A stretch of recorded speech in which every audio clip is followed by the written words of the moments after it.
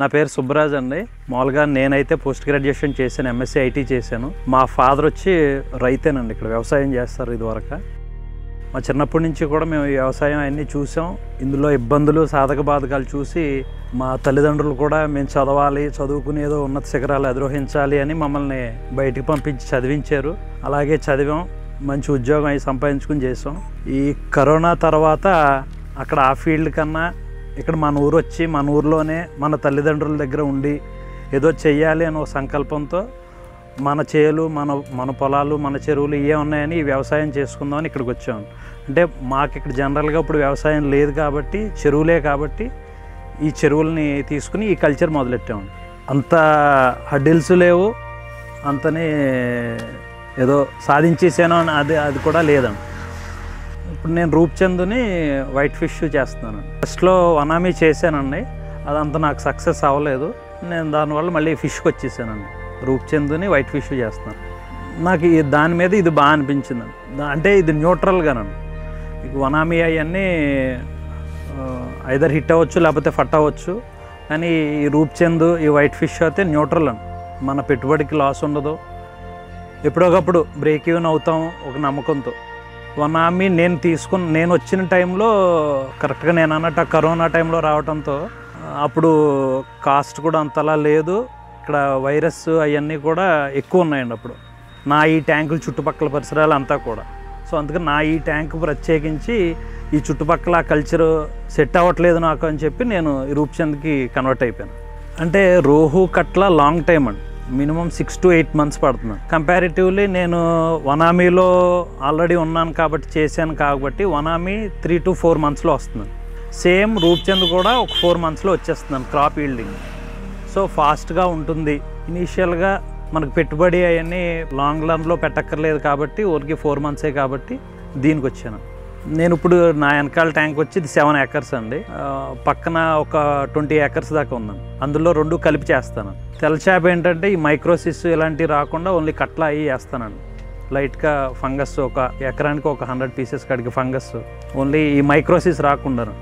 మీకు ఇనీషియల్గా ఒక 1 acre అంటే ఒక కేజీ రూప్చంద్ మనం పట్టుబడి టైంకి ఒక కేజీకి రావడానికి మినిమం 80 to 90 rupees అవుతుందండి. యాజ్ ఆన్ ఈ రోజు ఉన్న రేట్స్ ప్రకారం అయితే లీజులు అవనివ్వండి, ఫీడ్ అవనివ్వండి, దాని ప్రకారం నేనైతే ఇప్పుడు 5,000 to 6,000 వేసేస్తున్నాను. ఓవర్లోడ్ అండి, నా ట్యాంక్ ఇది ఓవర్లోడే. కాకపోతే నేను ఏంటంటే నాకు ఆ ఏరియేటర్ సెటప్ ఇదంతా ఉంది కాబట్టి నా ట్యాంక్ డెప్త్ అన్నీ కాస్తుంది కాబట్టి నేను అది చేస్తున్నాను. ల్యాండ్ ఉంటే ఇనీషియల్గా మనం తవ్వాలండి, ఒక 6 to 8 feet డెప్త్ తవ్వుకోవాలండి. తవ్వుకుని తవ్విన తర్వాత బాటమ్కి ఈ బ్యాక్టీరియాలు ఇలాంటివి ఏం లేకుండా ఒక 1/2 ton per acre దాకా లైము చల్లుకోవాలండి. తర్వాత మీకు తీపి వాటరేనండి, అంటే మనకి ఇప్పుడు కాలువ నుంచి వచ్చే వాటర్ అండి, సాల్ట్ వాటర్ కాదండి. సాల్ట్ వాటర్ పనిచేయదండి దీనికి, తీపి వాటరే పట్టుకుని per acre ఒక 5,000 దాకా రూప్చంద్ సీడ్ వేసుకోవచ్చండి. సీడ్ కూడా మీకు ఒక 5-6 months ఏజ్ ఉండాలండి. అప్పుడు ఒక 150 to 200 grams సైజు సీడ్ కనుక మనం వేయగలిగితే 4 to 5 months, max 4 to 5 months లోపల మనకి ఈల్డ్కి వచ్చేస్తుందండి. రిటర్న్స్ ఇప్పుడున్న మార్కెట్ ప్రకారం అయితే 1.5 రేషియో దాకా ఉంటుందండి. అంటే మీరు 3 lakhs పెడితే 4.5 lakhs 5 lakhs దాకా వస్తుంది. యాక్చువల్ ఇప్పుడు ఏప్రిల్ మిడ్ నుంచి సీ ఆపేస్తారు కాబట్టి హ్యాచింగ్ కోసం April to June దాకా మార్కెట్ చాలా బాగుంటుంది. ఈ ఫిష్ పర్టికులర్గా రూప్చంద్కి చాలా బాగుంటుందండి సీ ఫిష్ ఆపేయటం వల్ల. ఇప్పుడైతే 120 rupees ఉందండి. లీస్ట్ నేను కరోనా టైంలో చూసింది 75 దాకా చూశాను. అంటే ఆ రేట్ ఎప్పుడు రాదులేండి, అప్పుడు ఆ ఇబ్బందుల వల్ల వచ్చింది. ఇప్పుడు వరకు ఒక 100 అయితే యావరేజ్ నిలబడుతుంది. లార్జ్ స్కేల్లో వెళ్ళిన దానికి ఎప్పుడైనా ఇదేనండి. కానీ ఇప్పుడు నా దగ్గర 2 ఎకరాలే ఉందండి, నేను చేయలేను కదండి. సో 2 ఎకరాలు ఉన్నాడు, దానికి తగ్గట్టు చేసుకోవచ్చాను. 1 acre ఉన్న వాళ్ళకి వర్తబుల్ లేనండి, 2 acres ఉన్న వాళ్ళకైనా వర్తబుల్ లేనండి. అంటే ఈ కల్చర్ కూడా లార్జ్ స్కేల్లోకి పెద్ద వెళ్ళక్కర్లేదండి, చిన్న ట్యాంకులు ఉన్న వాళ్ళకి కూడా ఇదవుతుందండి. దీంతో మెయిన్ అడ్వాంటేజ్ ఏంటంటే డిసీజ్ ఫ్రీ అండి. అంత రెడ్ డిసీజ్ ఒక్కటేనండి, కానీ అది నామినల్ ఎక్కడో తప్ప రాదండి. అది వాటర్ ఎప్పుడైనా కంటామినేట్ అయినా బయట వాటర్ ఏమన్నా ఇది అయినప్పుడు వస్తుంది తప్ప మ్యాక్సిమం నేనైతే 99% డిసీజ్ ఫ్రీ అండి రూప్చంద్. దీనికి అంతలా అక్కర్లేదని, కానీ ప్రోబయోటిక్స్ ఎప్పుడు బాటమ్కి వాటర్కి ఇచ్చుకుంటే ఇప్పుడు వాటర్ క్వాలిటీ మెయింటైన్ చేసుకుంటే మీకు గ్రోత్ బాగుంటుంది, ఫిష్ బాగుంటుంది. ఈ మెయిన్ నాకు డిసీజ్ రాకపోవడానికి కూడా అదొక అడ్వాంటేజ్. FCR 1.4 అలా అవుతుంది, 1.3, 1.4. రూప్చంద్ మీరు ఫీడ్ చేసి కొలిది 2 kg కూడా వెళ్ళిపోతుందండి, ఈజీగా వెళ్ళిపోతుంది. 1.5 దాకా మీకు అసలు చాలా అవలేలుగా వెళ్తుందండి. 1.5, 2 నుంచి FCR పెరిగిపోతూ ఉంటున్నాం 1 kg నుంచి. 800, 900 నుంచి కూడా పర్చేస్ చేస్తారండి మార్కెట్లో. దీంట్లో ఆటో ఫీడింగ్ అవ్వదండి, అంటే ఒక చోట డిపాజిట్ చేయడానికి అవ్వదండి ఫుడ్ అంతా. ఇది ఎంత స్ప్రెడ్ చేస్తే, రౌండ్ తిరిగి ఎంత స్ప్రెడ్ చేస్తే అంతలాగా మొత్తం అన్ని ఫిష్లకి ఫుడ్ అందరికీ సమానంగా అందుతుందండి. ఇది ఎంత మీరు రౌండ్లు తిరిగి ఎంతలా స్ప్రెడ్ చేయగలిగితే గ్రోత్ కూడా అంతలా బాగుంటుందండి. ఎందుకంటే ఒకే చోట వేస్తే పెద్దగా ఉన్నాయి, కొంచెం ఏగర్గా ఉన్నాయి, అవి తినేస్తూ ఉంటే అవి సైజ్ అయిపోతూ ఉంటాయి, చిన్నట్లు ఇంక రానివ్వదు. సో దానివల్ల స్ప్రెడ్ చేసి పాండ్ ఎంతలా రౌండ్ అంతా తిరిగి నీట్గా స్ప్రెడ్ చేసుకుంటే గ్రోత్ బాగుంటుంది, అన్నీ ఈవెన్గా వస్తాయండి. మంత్లీ కంపల్సరీ వాటర్ టెస్టింగ్ ఇచ్చుకుని మనకు అందులో గ్యాసెస్ ఏమైనా ఉన్నాయా అనేది మెయిన్ బాటమ్ క్లియర్ చేసుకోవడానికి. ఇనీషియల్ 2 months దాకా పర్లేదండి, బట్ ఈ డేస్ పెరిగే కొలది ఏంటంటే ఫిష్ ఫీడ్, ఇది ఫిష్ సిల్ట్ అవన్నీ ఉంటాయి కదండి, అదంతా కింద బాటమ్కి చేరుకుని అవన్నీ గ్యాసెస్ పట్టేస్తాయి. కాబట్టి ఆ బాటమ్ క్లియరెన్స్ కోసం అమ్మోనియా నైట్రేట్లు ఇలాంటివి రాకుండా బాటమ్ క్లియర్ చేసుకుంటా ఆ కింద కుళ్ళిన దాన్ని అవన్నీ కన్వర్ట్ చేసుకోవడానికి, నీట్గా ఫుడ్ కింద కన్వర్ట్ చేసుకోవడానికి ప్రొబయోటిక్ అవి అప్లై చేస్తూ ఉంటాం. నేను 6000 కూడా వేసానండి ఒక్కో క్రాప్. ఈ క్రాప్ 5000 వేసాను. అంటే సమ్మర్ కాబట్టి కొంచెం డివో ప్రాబ్లమ్స్ అవి వస్తాయి అని చెప్పి కొంచెం తగ్గించేసాం. అదే మీకు వింటర్ రైనీ సీజన్ అయితే 6000 దాకా. అంటే వాటర్ డెప్త్ నా ట్యాంక్కి అడ్వాంటేజ్ ఏంటంటే వాటర్ డెప్త్ అండి. నాది అబోవ్ 8 feet పడుతుందండి వాటర్ కెపాసిటీ. అవునండి. అదిని నాకు ఇంకో అడ్వాంటేజ్ ఏంటంటే ఈ ట్యాంక్కి ఎప్పుడు ఉత్తర దక్షిణాలు గాలి ఎప్పుడు ఉంటుందండి. ఇది ఓపెన్ ఏరియాలో ఉండటం వల్ల, విండ్ ఎక్కువ ఉండటం వల్ల నాకు డివో ప్రాబ్లం కూడా రాదండి ఈ ట్యాంక్ ఎప్పుడు.